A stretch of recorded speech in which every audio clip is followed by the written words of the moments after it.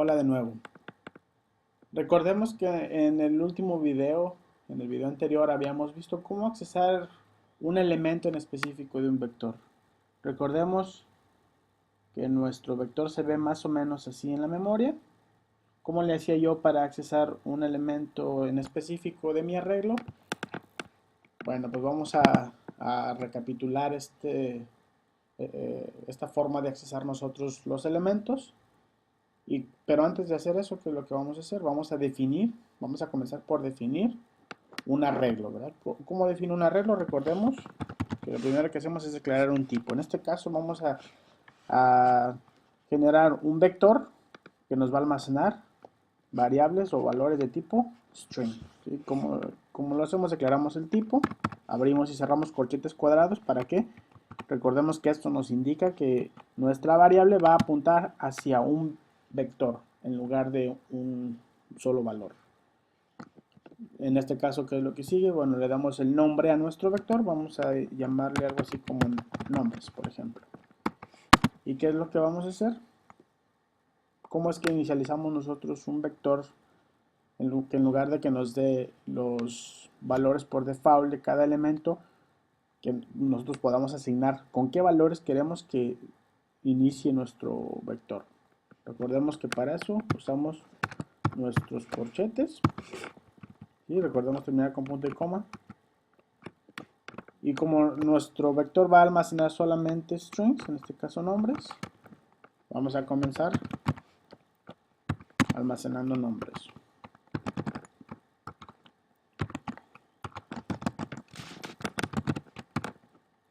¿Sí? Entonces lo que tenemos aquí es un vector al cual llamamos nombres de tipo string, ¿sí? O sea, me va a almacenar strings.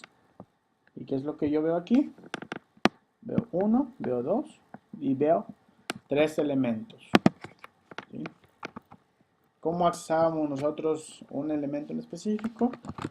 Vamos a utilizar nuestro comando de console.writeline para poder ver el resultado de ejecutar esa instrucción. En este caso, recordemos que vamos a utilizar el nombre de la variable en donde estamos almacenando nuestro vector. Utilizamos los corchetes cuadrados y vamos a especificar la posición. Una vez más, repito, la primera posición en C#, en un vector en C# es 0, la segunda posición es 1, y así sucesivamente para cada uno de los elementos. Suponiendo que yo quiero accesar mi tercer elemento del vector, ¿cómo le hago? Recordemos que la posición no es 3, sino 2. ¿Sí? Entonces vamos a guardar nuestro programa, lo corremos, ¿y qué es lo que vemos desplegado? Federico, ¿verdad? Nuestro tercer elemento, que está ubicado en el índice 2. Ahora, ¿cómo puedo cambiar el valor de un elemento? ¿Sí? Un elemento dado. Supongamos que yo quiero cambiar este segundo elemento, que ya no quiero que diga Pepe, ahora quiero que diga cualquier otro nombre. ¿Cómo hacemos esto? Lo primero que vamos a hacer es, vamos a llamar el nombre del vector, ¿sí? En este caso nombres, abrimos corchetes cuadrados, terminamos con punto y coma, y lo que vamos a hacer aquí entre los corchetes, vamos a poner la posición del elemento que queremos cambiar dentro de nuestro vector. En este caso queremos cambiar el segundo elemento, y el segundo elemento está en la posición 1. ¿Sí? Mi segundo elemento está en la posición 1. Y ahora lo que yo voy a hacer es asignar. ¿Cómo asignamos? Con el signo de igual. Yo voy a asignar un nuevo valor que voy a almacenar en nombres. Ahora, recordemos que nuestro vector es de tipo string, entonces lo que tenemos que asignar aquí es un valor de tipo string. Entonces, para definir una variable de tipo string necesitamos un par de comillas, y en medio de las comillas vamos a escribir una secuencia de caracteres, que puede ser este. Vamos a llamarle María, por ejemplo. ¿Sí? ¿Qué es lo que pasa? Vamos a ejecutar nosotros nuestro programa, pero antes de ejecutarlo vamos a ver cuál es el resultado que está almacenado dentro de mi vector nombres en la segunda posición. Vamos a ver si todavía me dice Pepe, ¿sí? ¿Cómo hacemos esto? Vamos a llamar el vector por su nombre, en este caso es nombres, y vamos a utilizar corchetes cuadrados, y dentro de los corchetes vamos a definir qué elemento en específico es lo que queremos accesar. ¿Sí? En este caso es nuestro segundo elemento, que está en la posición 1. Corremos. ¿Qué es lo que vemos? Que lo que está dentro de mi vector que llamamos nombres ya no es Pepe, ¿sí? En esta posición ya no es Pepe, sino María. Ahora vamos a verificar aún más para que no quede ninguna duda, ¿sí? Antes de nosotros ejecutar estos comentarios, vamos a comentarlos. ¿Para qué? Para que no se ejecuten, ¿sí? Recordemos que al momento de poner estas dos diagonales, lo que va a hacer el compilador es ignorarlos, no los va a ejecutar. ¿Por qué? Porque son comentarios solamente. En lugar de mandar a la consola solamente un elemento, vamos a decirle que nos mande todos los elementos a la pantalla. Entonces vamos a utilizar nuestro comando for each. Recordemos que tenemos una variable de tipo string, entonces vamos a utilizar una variable de tipo string a la que vamos a llamar nom para nombre, y va a iterar en nuestro vector que se llama nombres.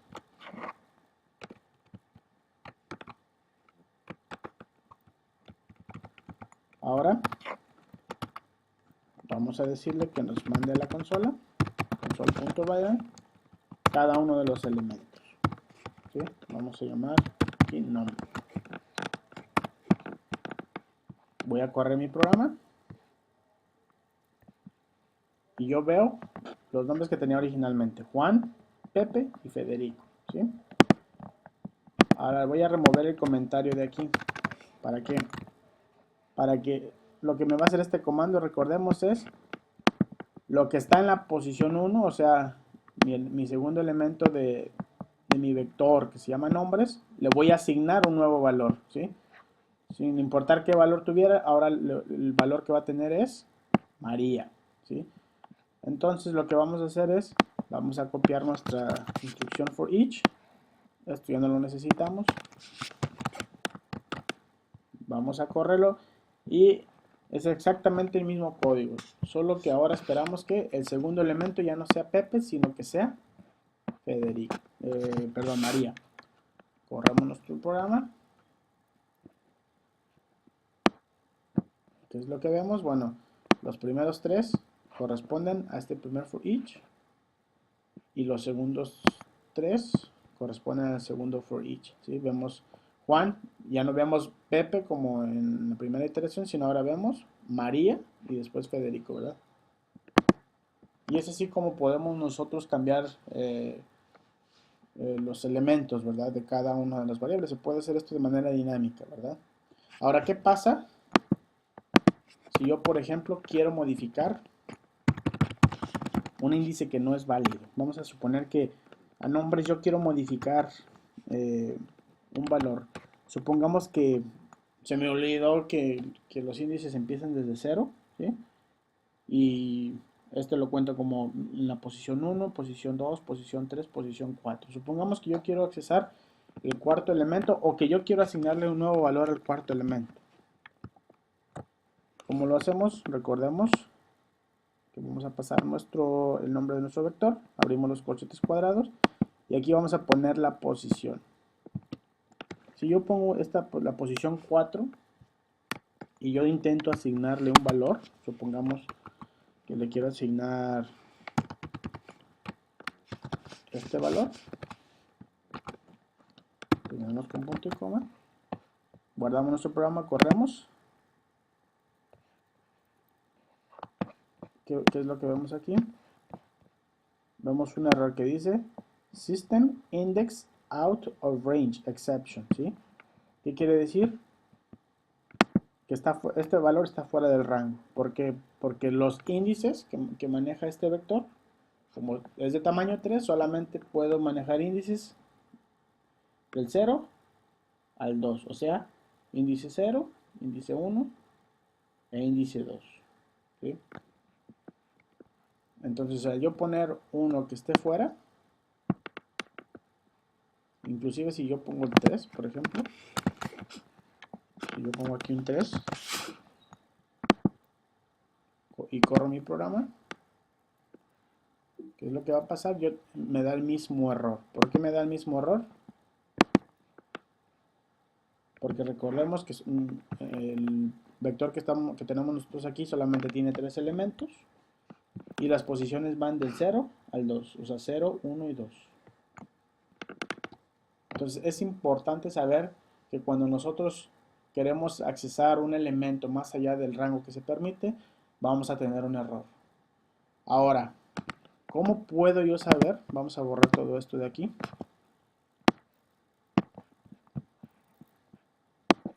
¿Cómo puedo yo saber el tamaño de mi vector?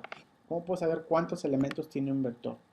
Porque al momento de estar nosotros programando, no vamos a tener, no vamos a estar manteniendo en la mente cuántos elementos tiene cada uno de los arreglos. Hay ocasiones en las que utilizamos muchos arreglos. Entonces, ¿cómo puedo yo saber cuántos elementos contiene un vector? En este caso, utilizando un comando en C#. Vamos a definir una vez más un arreglo de tipo int. Recordemos nuestros corchetes cuadrados. Vamos a darle un nombre X y le vamos a asignar, ¿sí?, un nuevo arreglo de tipo int. Supongamos que con 8 elementos. ¿Sí? Supongamos que yo desconozco en este momento el tamaño de mi vector. ¿Cómo le hago yo para accesar a esa información? Bueno, vamos a enviar a la pantalla el tamaño de mi vector. Lo voy a hacer de la siguiente manera. Lo que voy a hacer es llamar el vector por medio de su nombre. En este caso mi vector se llama X. Y ¿cómo voy a obtener yo el tamaño? Voy a poner un punto. ¿Para qué? Para accesar. El punto lo que me va a hacer es darme acceso a alguna operación, alguna función que tenga o algún método que esté implementado para este tipo de estructuras, ¿verdad? En este caso no nos preocupemos tanto de esto. Esto se vería en otros cursos un poquito más avanzados. Pero tomemos esto en cuenta. Ponemos el nombre de nuestro vector, seguido por un punto y seguido por el comando length. ¿Sí? Este comando de length lo que va a hacer es me va a dar el tamaño de mi vector. Guardo mi programa, corro mi programa y ¿qué es lo que veo aquí yo? Un 8. ¿Sí? Con este comando, si yo necesito acceso a la información de, por ejemplo, cuántos elementos tiene este arreglo, simplemente llamo este comando. Si por alguna situación estás haciendo un programa muy pequeño, pues realmente pudieras definir un dígito, ¿verdad? El tamaño del vector. Pero es una muy buena práctica aprender a utilizar este comando, ¿sí? Porque va a haber ocasiones en las que no tenemos acceso a recordar tantos vectores que estamos utilizando y sus respectivos tamaños, ¿verdad? Ahora, por último, ¿sí?, les quiero comentar que la forma en la que nosotros definimos un vector en C#, habíamos dicho, definimos el tipo de variable, corchetes cuadrados, y ponemos el nombre de la variable, ¿sí? Supongamos que en este caso es la variable 1, terminamos con punto y coma, ¿sí? Si nosotros llegáramos a hacer lo siguiente, si nosotros llegáramos a tratar de definir o tratar de, en este caso, generar un nuevo vector utilizando la siguiente forma, vamos a ver aquí, si yo quisiera hacer esto, primero definir el tipo de variable, seguido por el nombre y luego los corchetes. En C# esto no es posible, esto no es aceptable en C#. Puede ser que en otros lenguajes sí, pero en C# esto no es aceptable. Entonces, hasta aquí cubrimos ya lo que son los vectores unidimensionales en C# y más adelante estaremos hablando de estructuras ya multidimensionales.